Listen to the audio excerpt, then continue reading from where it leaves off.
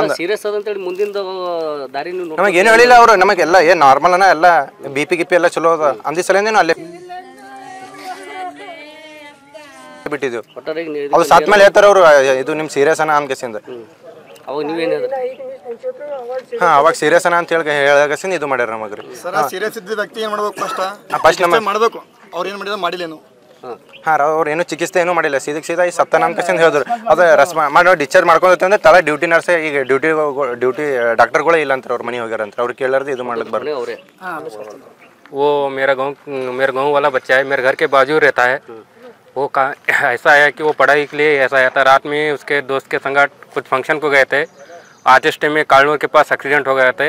उसके दोस्त लोग उसको लाए इधर कुछ डॉक्टर रेस्पॉन्स भी नहीं करे। उसको पूछे गए थे क्या है, बोलते नॉर्मल है कर बोले थे। ನಾವು ಶ್ರೀನಿವಾಸ್ ಅಡುಗೆ ಹೋಗಿದ್ದೇವ್ರಿ. ಒಂದು ಫಂಕ್ಷನ್ ಇತ್ತು ದೇವ್ರದ್ದು. ಅಲ್ಲಿ ದೇವ್ರು ಮುಗಿಸ್ಕೊಂಡು ಬರೋ ಟೈಮಿಗೆ ಕಾಳ್ನೂರು ಜಂಪ್ ಹತ್ರ ನಾವು ಜಂಪ್ ಲೈನ್ ಹೊಂಟಿದ್ದೆವು.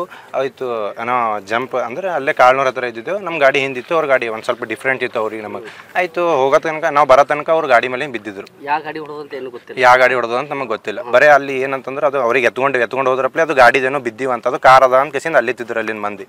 ನಮಗೆ ಗೊತ್ತಿಲ್ಲ ಅದು ಕಾರ್ ಅದ ಅಂತಂದ್ರು. ಅದು ಅಂದ್ರಪ್ಲೆ ಸೀದಾ ಆಂಬುಲೆನ್ಸಿಗೆ ಫೋನ್ ಹಚ್ಚಿದೆವು. ಆಂಬುಲೆನ್ಸಿಗೆ ಫೋನ್ ಹಚ್ಚನ ಯಾವ ಗಾಡಿ ನಿಂದ್ರಿಸಿದೆವು, ಗಾಡಿ ಅವಕ್ಕೆ ಹಾಕೊಂಡು ಹೋಗಮಂತ ಯಾರು ಧೈರ್ಯ ಮಾಡಲಿಲ್ಲ, ಯಾರು ಬರಲಿಲ್ಲ. ಅದಕ್ಕೆ ನಮ್ಮ ದೋಸ್ತರಿಗೆ ಫೋನ್ ಹಚ್ಚ, ನಮ್ಮ ದೋಸ್ತರಿಗೆ ಫೋನ್ ಹಚ್ಚನ ಆಂಬುಲೆನ್ಸ್ ತೊಗೊಂಡು ಕಸಿಂದ ಬಂದರು. ಆಂಬುಲೆನ್ಸ್ದವ್ರಿಗೆ ಹಚ್ಚಿ ಆಂಬುಲೆನ್ಸ್ದಾಗ ಕರ್ಕೊಂಬಂದು ಕಸಿಂದ ಇಲ್ಲಿ ಟ್ರೋಮಾ ಕೇರ್ ಅಡ್ಮಿಟ್ ಮಾಡಿದೆವು.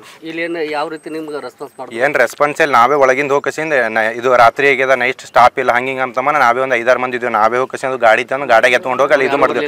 ಯಾರು ಬರಲಿಲ್ಲ. ನಾವೇ ವೀಲ್ ಚಾರು ಹಾಕ್ಲಿಕ್ಕೆ ಬರಲಿಲ್ಲ. ನಾವೇ ಒಳಗಿಂದ ಹೋಗ್ತಂದು ನಾವೇ ಹಾಕೊಂಡು ಹೋದ್ವಿ. ಹೋದ್ರಪ್ಲೇ ಬಿ ಏನಂತಂದ್ರು ಇವನಿಗೆ ಚರ್ಚೆ ಅದ ಅಲ್ಲಿ ಇಲ್ಲಿ ಆಗ್ಯದ. ಇನ್ನೊಂದು ಪೇಷಂಟ್ ಸೀರಿಯಸ್ ಇತ್ತು, ಅದಕ್ಕೆ ನೋಡಿದ್ರು.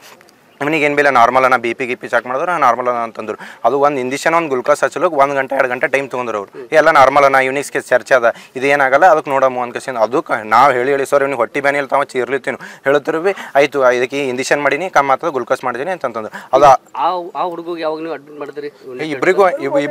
ಇಬ್ಬರಿಗೂ ಒಂದೇ ಟೈಮಿಗೆ ಅಡ್ಮಿಟ್ ಮಾಡಿದ್ದು.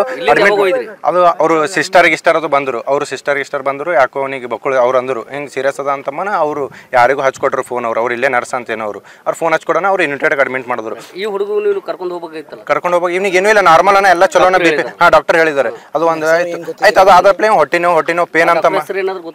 ಅವರು ಡಾಕ್ಟರ್ ಹೆಸರು ವೈಭವ್ ಮಾನೆ ಅಂತದ ರೀ. ಹಾಂ ವೈಭವ್ ಮಾನೆ ಮತ್ತು ಇನ್ನೊಬ್ರು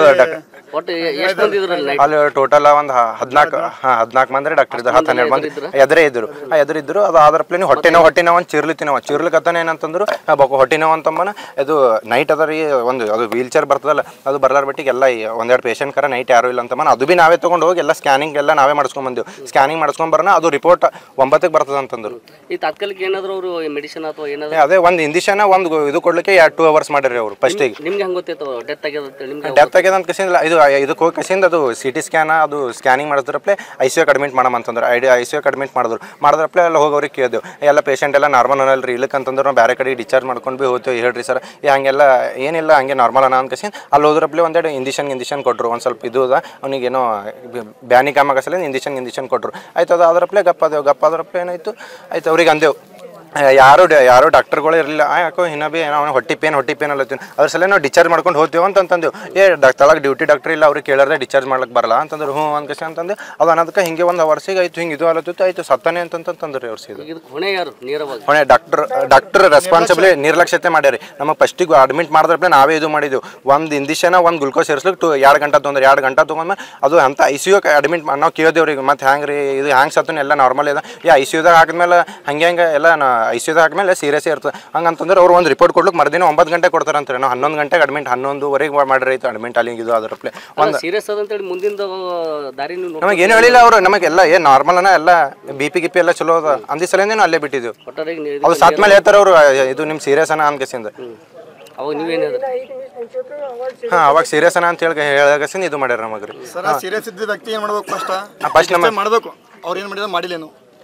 ಹಾಂ ಅವ್ರು ಏನು ಚಿಕಿತ್ಸೆ ಏನೂ ಮಾಡಿಲ್ಲ. ಸೀದಾ ಈ ಸತ್ತನ ಅನ್ಕಸಿಂದ ಹೇಳಿದ್ರು. ಅದು ಮಾಡಿ ಡಿಸ್ಚಾರ್ಜ್ ಮಾಡ್ಕೊಂಡೈತೆ ಅಂದ್ರೆ ತಲೆ ಡ್ಯೂಟಿ ನರ್ಸೇ ಈಗ ಡ್ಯೂಟಿ ಡಾಕ್ಟರ್ಗಳೇ ಇಲ್ಲ ಅಂತ ಅವ್ರ ಮನೆ ಹೋಗ್ಯಾರಂತ. ಅವ್ರು ಕೇಳಾರ್ದು ಇದು ಮಾಡ್ಲಿಕ್ಕೆ ಬರ್ರಿ. ಅವರು ಒಂದೇದು ರೆಸ್ಪಾನ್ಸಿಬಿಲಿಟಿ ಮಾಡಿಲ್ರಿ, ಚಲೋ ಕೇರ್ ಮಾಡಿಲ್ಲ. ಫಸ್ಟಿಗೆ. ಈ ಮುಂದೆ ನಿಮ್ಮ ನಡೆ ಏನು ಮುಂದಿಂದು? ನಾವು ಈಗ ನಮಗೆ ನ್ಯಾಯ ಬೇಕ್ರಿ. ನಮ್ಮ ತಮ್ಮ ಆಯಿತು ಅದು ಇದು ಆದ್ರು ಮತ್ತು ಹಿಂಗೆ ನೆಕ್ಸ್ಟ್ ಬರೋಂಥ ನಮ್ಮ ಯುವಕರು ನಮ್ಮ ದೋಸ್ತರೇ ಆಗಿರ್ಬೋದು, ಯಾರೇ ನಮ್ಮ ಬಳಗದವ್ರು ಯಾರಾದ್ರೂ ಭೀ ಬಡವರಿಗೆ ಅನ್ಯಾಯ ಮಾಡ್ತಾರೆ. ಇಲ್ಲಿ ಯಾರೇನೋ ಶ್ರೀಮಂತರಿದ್ದು ಅಂದ್ರೆ ಬೇರೆ ದೋಕಾನಿಗೆ ಹೋಗಿರ್ತೀವಿ. ಕಾನೂನು ರೀತಿಲಿ ಅವ್ರಿಗೆ ಇದು ಆಗಬೇಕು. ನೆಕ್ಸ್ಟ್ ಯಾರು ಬರ್ತಾರೆ ಅವರಿಗೆಲ್ಲ ಚಲೋ ಟ್ರೀಟ್ಮೆಂಟ್ ಆಗಬೇಕು. ಅವ್ರಿಗೆ ಸಸ್ಪೆಂಡ್ ಮಾಡ್ಕೇಸಿಂದ ತೆಗೆದು ಹಾರ ಹೊಡಿಬೇಕು. ನೆಕ್ಸ್ಟ್ ಬರೋರಿಗೆ ಬುದ್ಧಿ ಬರಬೇಕು. ಆಗಿಲ್ಲ ಅಂತಂದ್ರೆ ನಾವು ಮತ್ತೆ ಸತ್ಯಾಗ್ರಹ ಹೋರಾಟ ಮಾಡ್ತೇವೆ. ನಿಮ್ಮ ಹೆಸರು ಹೇಳ್ರಿ. ನಮ್ಮ ಹೆಸರು ಮಹೇಶ್ ಆಲ್ಗೂಡ ಅಂತ.